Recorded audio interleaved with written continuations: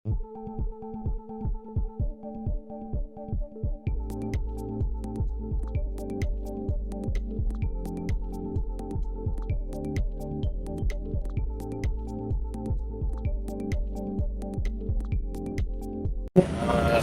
ya oleh Polres Jakarta Timur dalam hal bahwa laporan kita yang sudah kita layangkan pada tanggal 21 Maret tentang penghapusan dalam kekerasan dalam rumah tangga Undang-Undang 23 tahun 2004 yang kami laporkan adalah pasal 44 ya, mengenai penganiayaan ADRT terhadap klien kami.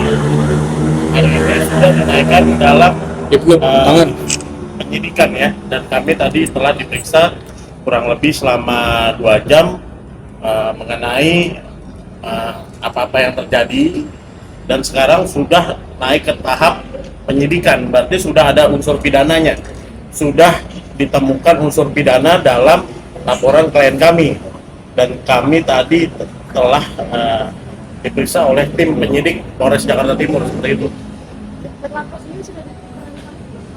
Ya tentunya pelapor sudah pernah dipanggil. Iya, pelapor sudah pernah dipanggil karena kan pelapor sudah dipanggil dalam tahap penyelidikan. Kemarin juga terlapor sempat meminta mediasi yang tidak ada titik temu terhadap klien kami sebagai pelapor, dan makanya saat gelar perkara sudah ditemukan unsur pidana dan dinaikkan dalam tahap penyidikan ya, yang artinya sudah ditemukan unsur pidana. Itu. Kenapa bisa tidak ada titik unsur mediasi? Ya dari klien saya kan tentunya meminta tanggung jawab, meminta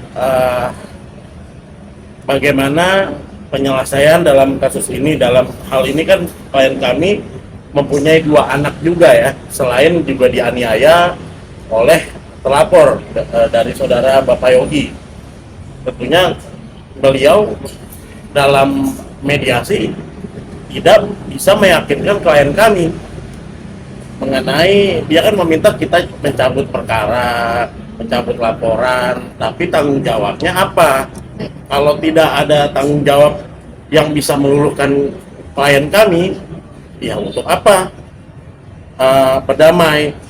Kita luruskan saja perkaranya, toh memang ada, kita nggak mengada-ngada kok, ada unsur pidananya dan ada bukti saksi semua lengkap kok, seperti itu.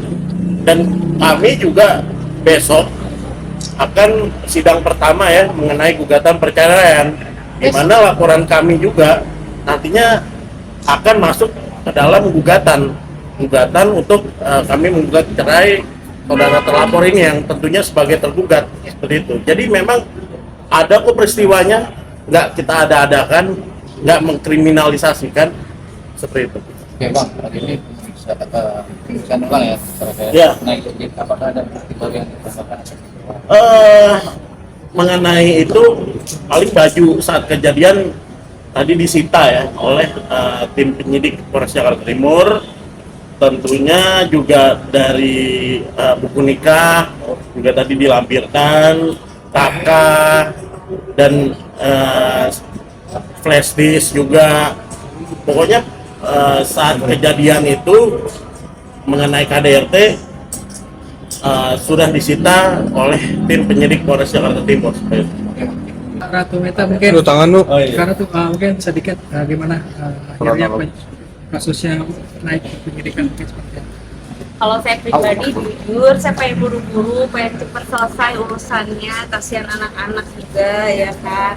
Anak-anak saya kan masih butuh perhatian seharusnya, yang harus dilindungi, terus butuh kasih sayang tentunya. Tapi sampai saat ini, sampai detik ini nggak ada via telepon, via WhatsApp atau video call gitu kan. Padahal saya pribadi saya nggak pernah yang melarang ayahnya untuk berkomunikasi dengan anak-anaknya, tapi sampai saat ini nggak ada. Bahkan ya anak sakit, bahkan kemarin anak sakit tidak ada biaya sama sekali untuk beli susu atau melihat kondisinya, nggak ada. Justru malah Pak Maci yang saya berterima kasih di transfer buat anak saya gitu kan.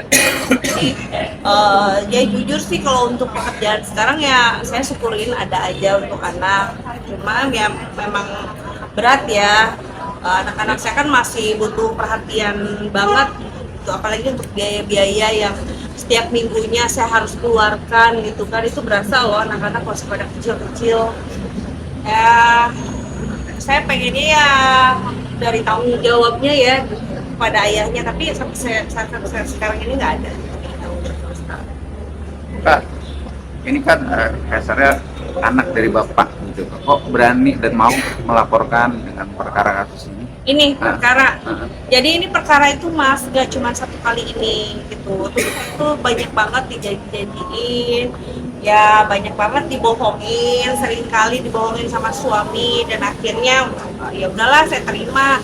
Terus untuk kejadian saya di KDRT ini kan gak cuma sekali, sering, terus bahkan kayak misalkan dia berkata-kata kasar kalau pada saat lagi marah, itu sering.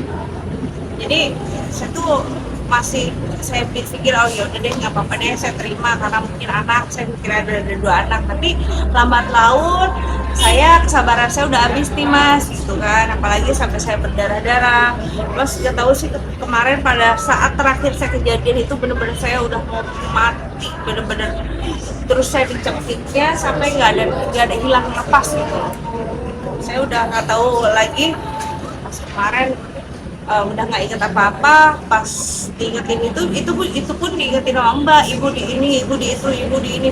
Oh iya juga ya mbak, baru saya sadar. Pertama kali Kak KDRT yang dilakukan Udah sering ya, pertama kali itu tahun berapa? Kalau cacian makian itu pertama menikah itu udah langsung cacian makian, tapi kalau untuk pemukulannya itu tahun 2023. Udah lama ya. Kak, kan terakhir kita wawancara media saat lahiran kakak juga, kalau nggak salah rumah sakit Brawijaya yang kita dan kakak kan juga ngasih ngomong untuk lakinya ini, lakinya begini baik atau gitu, kok berbelen banget dengan statement kakak. Ya namanya juga kita kan berumah tangga ya, kita juga nggak mau lah satu sama lain membuka aib suami kita ya. Tapi pas kemarin terakhir yang saya bilang KDRT suami saya terhadap saya terjadi sampai diinjek-injek perut saya, itu udah kayak bukan manusiawi gitu lah, apalagi di depan anak-anak saya, apalagi di depan ART saya, yang saya itu gini, tolong saya, maksud saya lepasin saya, udah gitu saya ampun gitu, sampai nggak dilepasin sama suami saya sampai diinjek-injeknya, terus-terusan sama dia, sampai dicekiknya, saya udah minta tolong sama dia, udah lepasin. Saya udah mau kabur tuh, saya udah nggak inget apa-apa, pokoknya saya kabur dari rumah, saya nyelamatin diri saya, anak-anak saya entar lah gitu, saya udah ngomong gitu. Tapi dia nggak bisa, saya udah nggak bisa kabur karena udah dipukulnya sama saya. Kemaci ini kan udah next sidik, maka terlapor udah jadi tersangka naiknya. Ya kalau udah penyidikan kan memang prosesnya dari korban dipanggil, nanti berlanjut ke saksi-saksi dari korban juga, dari pelapor. Setelah saksi dipanggil tentunya terlapor ya akan dipanggil dalam tahap penyidikan, tentunya lebih didalamkan. Dan juga dokter-dokter kemarin juga sudah dipanggil dan menyatakan memang ada pidananya kok seperti itu.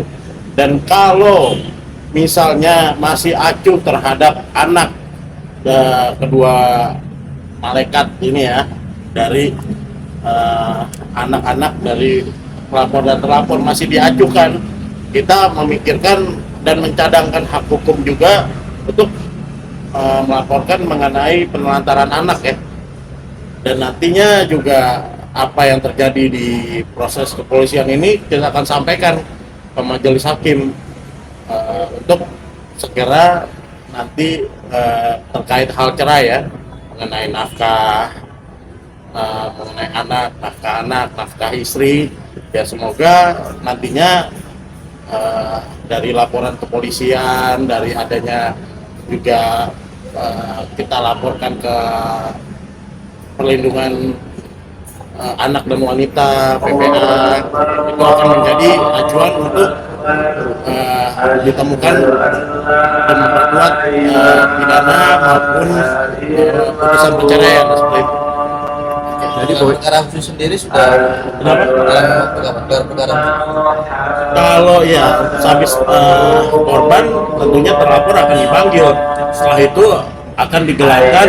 Apabila tidak ada perdamaian, maka akan kami lanjutkan secara hukum pidana ya, akan menjadi TSK dan kita minta segera dilakukan penahanan ya. Kalau misalnya sudah sampai tersangka tidak ada itikat baik ya, kita lanjutkan ke jalur hukum ya sampai ke pengadilan. Kita akan kawal terus karena memang sudah ada unsur pidananya, sudah terpenuhi kok, sudah naik sidik, tinggal mencari siapa pelakunya dan siapa tersangkanya kan, seperti itu. Jangan lupa like, comment, subscribe dan share ya guys.